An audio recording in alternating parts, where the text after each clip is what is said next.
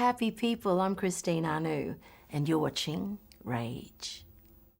I remember 1991, and it was, you're getting up in the morning and you're going about your sort of, how you're starting your day, and you have to have the music shows that come on the ABC. I can't remember what was on at the time, but that moment when the whole household stops what they're doing because Treaty comes out, and it's like, hey, you're mob. It's like all the backflips. It's kakadu. It's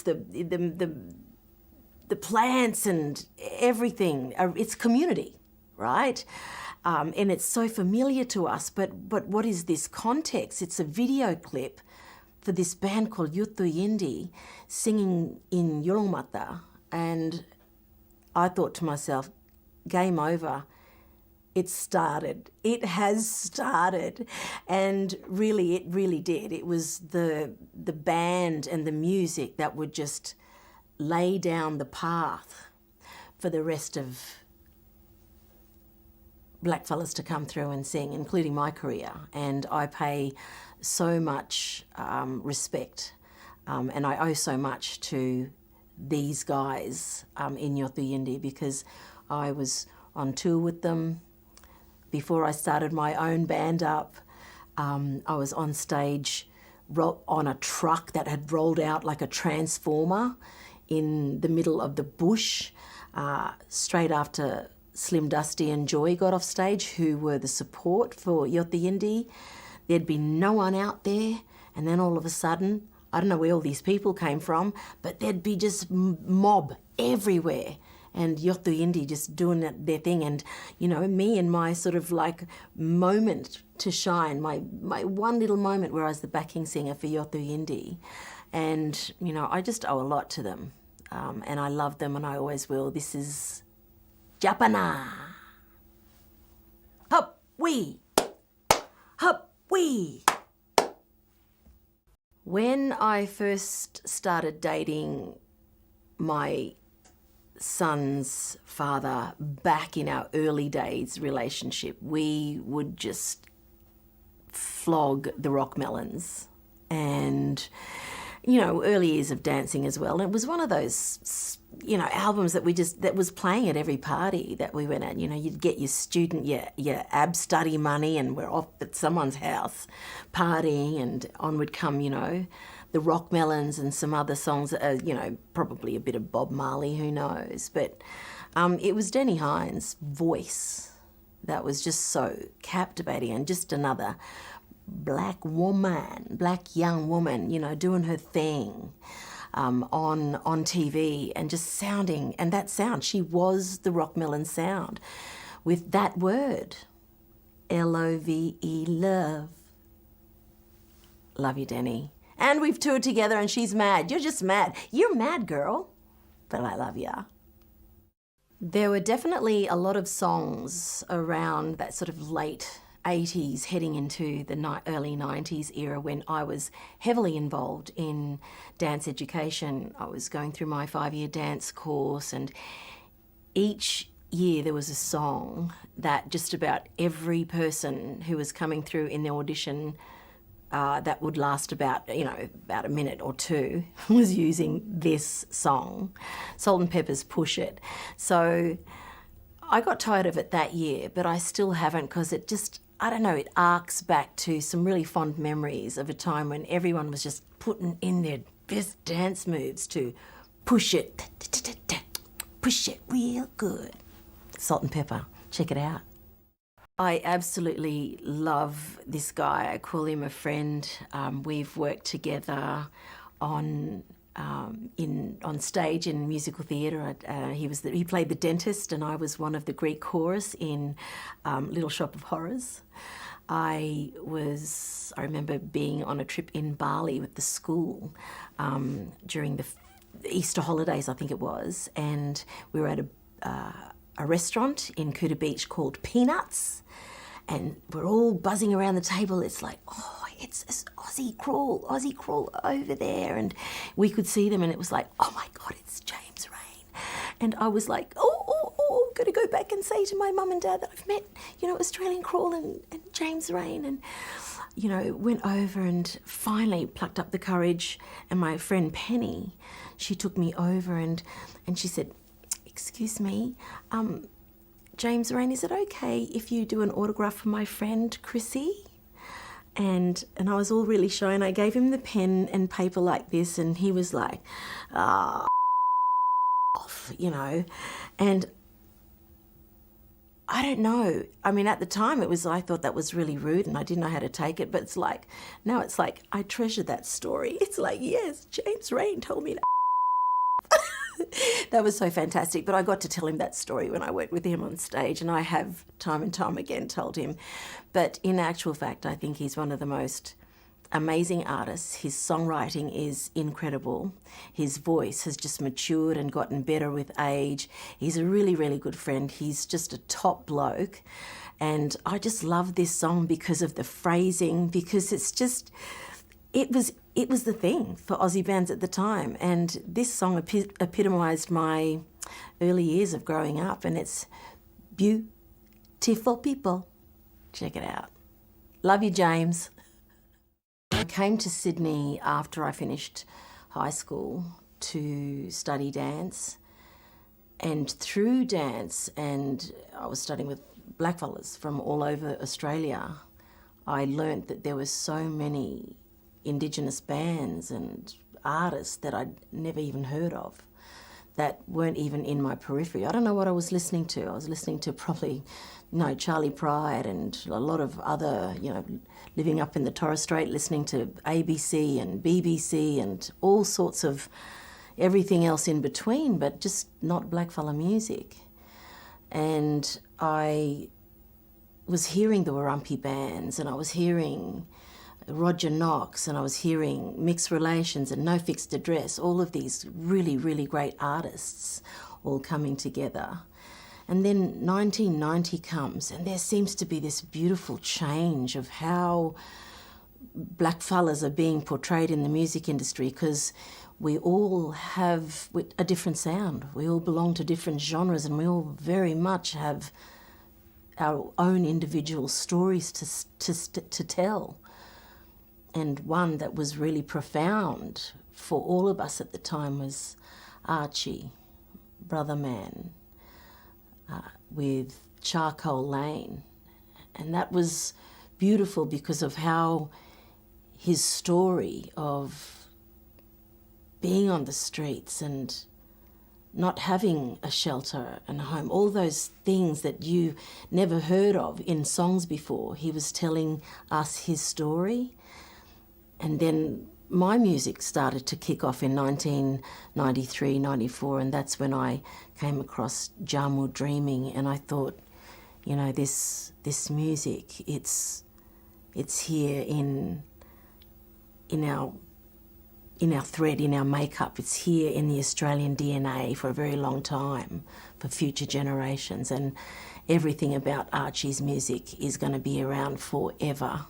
And that's why I've chosen this song. Check it out. So my debut album came out in 1994, but I was already recording it at the end of 1993.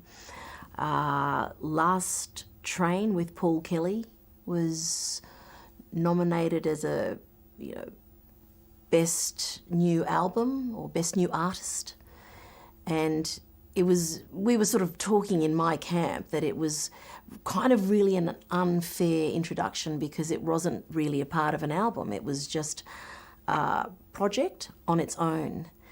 But there I was being nominated, so I was coming out, and so we had to keep the ball rolling and start getting these songs together for that debut album. And the debut album comes out, and out comes Monkey and the Turtle, and then it's Party, and then it's Island Home. And then, what? There's a fourth one that we can squeeze out of the album as well? Let's go for it. And it's a song called Come On. I wrote the song about the cycle of addiction, of where it leaves you and how it has an ability to just keep going on from generation to generation to generation.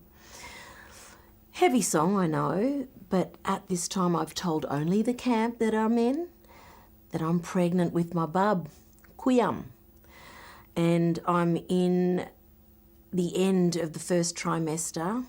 I land in Melbourne. This is where we shot the video clip at the old post office GPO in the middle of the city. And I get up in the middle of the night and I've got to go to the doctors. I've got to go to the hospital because I start to show specs, and I'm thinking, oh my gosh, I've got a video clip to do tomorrow and this is happening. And you know, everything happens for a reason. If something terrible happens and I lose the baby, then that was meant to be. But I go and get an ultrasound and get the heartbeat looked at, and the doctor says to me, strong bub, this is not going anywhere. And I felt really good, so I got a bit of a scare, and there I was on the post office steps singing Come On and just holding my baby and watching all of the actors in the video clip go past, and just, I don't know, I think you can almost see it on my face in the video clip, and I don't know, I can see the maternal aura around me and that protection for bub in this song, Come On. Check it out. Hey you mob, Christine Anu here. I've taken over Rage all night long. Stick around. I'll be right here. It was 1991. We were on a remote area teaching tour, come sort of a practical teaching, learning songs and dances from the Aboriginal communities up North Queensland way. And I was really excited because we were getting into Townsville where we're going to restock and get all that sort of, food that we like to eat when we can take out bush, and do a quick dash into the record store and get the new Prince album, which was Diamonds and Pearls. But the most exciting thing was the collab with NPG, New Power Generation, and singers like Rosie Gaines and the rest. But Diamonds and Pearls, because I think this is the very first album, and the incredible list of songs off that album, Cream, remember, as well. Proper Deadly album, but it actually was the first album where I thought, wow, I could actually do commercial choreographing as a career. Never quite got there, but nonetheless, it's a really good album. So here's Prince, Diamonds and Pearls. For two reasons, I've chosen this song because of the word rhythm, and Janet Jackson's Rhythm Nation and Rhythm of the Night by DeBarge. Now, Janet and DeBarge were married at some point, and it was just so amazing in the 80s, and then fast forward and they are no longer, but all the same, it's like Rhythm of the Night and then Rhythm Nation. I don't know, I just love that whole idea. It just all ties in together. DeBarge, Rhythm of the Night. Back in 1982, 1983, transitioning from primary school into high school, we spent a bit of time, as our family did, on Mobiag, and then over to Bamiga communities, and there was just so much music at that time that was going around, so we were listening to traditional Melanesian string bands coming through 4MW, the community radio on Thursday Island, where you hear a lot of the islanders like sending requests to each other, and a lot of island music being played. But then we'd get over to Bamiga, and a lot of that influence from radio stations down south in Cairns and Townsville and further down in Brisbane was all being pushed up to Bamiga. And then we arrive at UB40's Red Red Wine, and I tell you, as freshly 13-year-old, on my first holiday up to Bamiga from boarding school, you could hear, you'd walk from one end of Bamiga up the hill and you'd be at Blue House, and then you'd be down on the main road of Aditi Street, and it was always Red Red Wine, whichever house you went to. Did you get tired of it? Not at that time. No, you were 13. You just felt like you were in it and enjoying it. And it still takes me back to some fond memories. Here's UB40's red, red wine. So I started singing with Neil Murray, who was in the Warumpi band, and he was in a new outfit and brought a lot of the songs from the Warumpi band across to the new band, where I was, sort of like cutting my teeth in the Rainmakers. And so one of my favourite songs to do was, because the audience got so into it, was Black Fella, White Fella. Now, the thing is, it would start out as Black Fella, White Fella, but then it would just end with this big sort of, I don't know if it was a war cry or just how the whole room would just get into it. Stand up and be counted. Do you know what I mean? And it starts off as black fella, white fella, doesn't matter what your colour. And then it's like, get up, stand up and be counted. Listen to this song. It's just the best. The next artist I'm going to choose is, and was, and always will be, one of our favourite artists in the household. We sort of inherited the love of his music through our parents, and probably through every black home in Australia for sure. We're going to listen to You're Standing in My Way, because this song actually is, because the actual song that I want to hear is called You Picked a Fine Time to Leave Me, Lucille. You know who I'm talking about, don't you? It's Mr. the one and only Charlie Pride himself. Check it out. You still up? Because I am. Because it's rage. I'm Christine Anu. Stick around. There's some more deadly music coming. 1981, so I'm kind of, I'm teenagering at this time, and, there's a lot of, I love to have a beer with Duncan, going around the pubs and everything like that, doing its rounds. Rick Springfield, the Aussie, making it huge in the US. And this song in particular, because it was just so funky. There was just this like a calypso, very, islandy feel. I loved it because it just, all my family were getting into it, and it just, you understood when you listened to it, it just had this calypso sort of island vibe about it. And then I saw who was singing it, and I thought, Breaks, that's certainly not who I thought you would look like. But there you are, and then just fell in love with Renee Geyer and everything that she ever did after that. Her sound, style, everything that I wanted to do with my voice vocally, and never did quite achieve, because this woman's, her range was just beautiful and textured in between everything from down here to up there. Renee Geyer, for me, one of my favourite female Australian singers. Hey, I'm Christine Anu, and you're watching Rage. Style Rage. This next artist is amazing, because everything about her music and her sound and her look, unapologetic. The best thing I ever heard her say on an interview late night, when I was probably back from a gig or back from, hanging out with the crew all night and letting my hair down, is actually a comment about the hair, because Macy Gray said that her mother walks in to her house one day and just looking at her hair, and her mother just says, "You got lazy hair." And I had to bust the biggest laugh, because my mum would always say about my hair, "Hey baby, you got an afro comb? Do you have a comb?" Anyway, I just love it. But also I love the honesty. I love the beautiful storytelling and the philosophy in the music. And her voice is so memorable. There's nothing like her sound, and has never been since. And then she went on to acting. Everything about Macy Gray is worth listening to and experiencing, and then just doing it all over again just because you can. Macy Gray.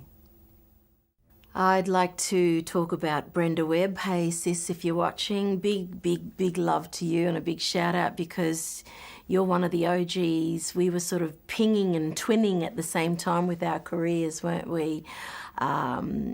Doing all that wonderful women's festival back in sort of late '92, heading into the sort of Christmas time of that, and you were coming out with Melting Pot and this gorgeous one, Little Black Girl. So Brenda, I know you went on to do some really wonderful things, but just in case you fell between the, unspoken cracks that because nobody's probably never heard you, there are a lot of us who've never forgotten you, and I love your music and I love you and always will. Little Black Girl, Brenda Webb, sister. I'm going to choose this chick because we were around at Vivid together, 2024, and I'm telling you, to be in the crowd watching Sneaky Sound System and watching the crowd go ballistic and just, it just brought back those memories, gets those juices flowing and happy thoughts and memories of a time when Sneaky Sound System, myself and everyone else, and touring around the festival circuit, bumping into each other backstage and never really stopping to actually have a yarn. And we actually did this time. So Connie and we got a bit of a hello in and a couple of photos with me and my family, and I just want to shout out to Sneaky Sound System. Love you, Connie. It's all about the fro, that I don't have anymore. I thought that when you went down to the Big Smoke, which for us was Cairns, I actually thought that I'd bump into Michael Jackson because he was so cool. Everybody just loved Michael Jackson. And every album, everything, you just wanted to have an afro like him and his brothers, and just everything about Michael Jackson was just so cool. And I got my kids onto that, and it's just generational now. But I can't get past the one song that I love the most, and it's called Human Nature. It's the treatment of his vocals on that. The way that it builds up, the production on it is just crisp and sound, and it is actually really gorgeous just to listen to. And the way that he treats his voice in it, so addictive. It's probably one of my favourite Michael Jackson songs, his MJ with Human Nature. 1993 was the year of Indigenous peoples. I had just joined Bangarra, signed a contract as a first-year dancer with the Bangarra Dance Company, and we were going overseas to LA, which was just post the riots in LA. So when we got there, it was a major curfews, but we were out in reservations on bus trips all over the place, just doing things under that banner of the United Nations, Indigenous First Nations or Indigenous peoples of the world. Then we went on to New York, and then we went on to London. And when I was in London, I was told that by the time you get back, it's time to put your first video clip together. And when I got back, we were sort of toying around with a lot of songs, but it was the Paul Kelly song Last Train that we wanted to give more of a reggae sort of dub feel, because that was kind of the sound of the time as well. Recorded it, went out and did this amazing video clip with all the Bangarra dancers in it as well, and Paul Kelly himself. And because I was in the US, I just thought, I'm going to get my hair done in some braids. Thought I looked deadly. Maybe I did, maybe I didn't. But here it is, it's Last Train with Paul Kelly. My island home was first bandied around when I was a first-year student at the dance school, NAISDA, and it sort of went like this. You know that song? Rumpy Band, My Island Home. Come on, what do you mean you haven't heard that song? Well, I hadn't. I hadn't heard a lot of Aboriginal bands. And sure enough, somebody always had a guitar at some gathering that we'd have, and My Island Home was always that song. And I'd always look around the room and go, everybody knows this song.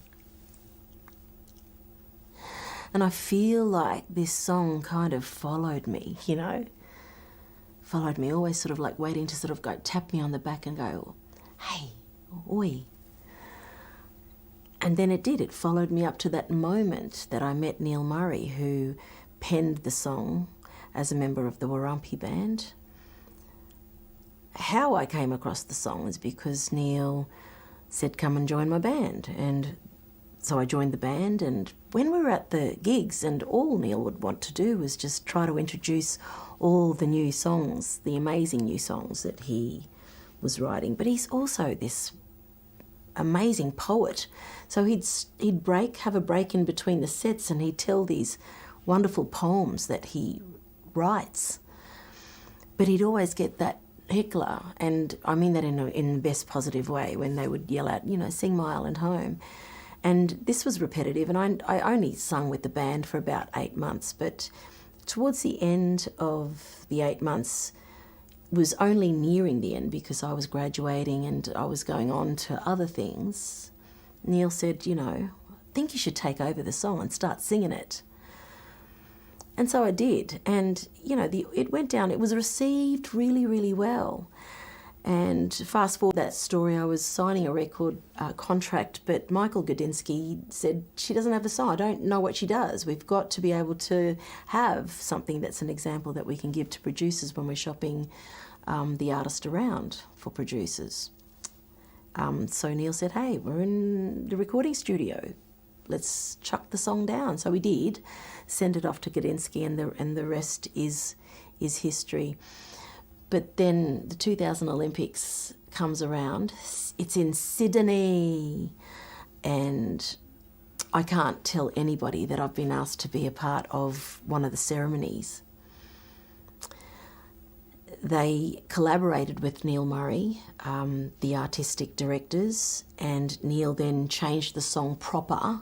So it then had, we know that it goes, 6 years I've lived in the city, every night I dream of the sea, but it was changed, the structure was changed to have a verse, chorus, very sort of standard and traditional, very different from the original, which sort of, it's like a verse, half a verse, chorus, and then into the midsection in the evening, the dry wind blows. But that version was eventually for the Olympics was called The Earth Beat, and the narrative was that there is a man who is going through the grind of getting up every day and working in the city, and one day he just says, you know, what am I doing here? I'm not happy. My heart is at home. So he drops everything, and you just see him through the video clip running out of the city, across the plains, and onto the shores of his island home where his family are standing there waiting for him. Just so beautiful, and it was a beautiful memory of filming that particular video clip as well. Check this out, it's actually called Island Home Earth Beat 2000. This single, Waku-Minaral A Minalaya, is the first single off the album of the same name, which represents the weaving in a mat. You know, mats are ornamental, but they're not just that. In our culture, they signify every time you want to lay down a mat because you're welcoming people onto your place to sit where you can share a meal. You have your children on the mat. They live their lives along the mat. They're educated on the mat. They fall in love and marry on the mat. Disputes will be handled on the mat. When you pass away in this life, Pidamin Waku, you put the mat down, and we place you on top of the mat as a last farewell, and then you go and you're in your place to rest. And a mat is placed on top of you to shelter you after you've lived through your life on that mat. And then 3 days later, the mat that was there, that you were lying on, is folded up, tupaltayan, and it is given to the sisters of the person who's gone. If no sisters, then to the children of the person who's gone. And then the life cycle begins again, Pidamin Waku, to bring you on. And the Minaral and Minalay, all the patterns and the colours, are the stories that we will weave in this lifetime to carry them on to the next generation, so that we come back down again, back down and around. Pidamin Waku, Minaral A Minalaya, Tupaltayan Waku. Pass it on, bring it around and down, and the cycle continues. Waku.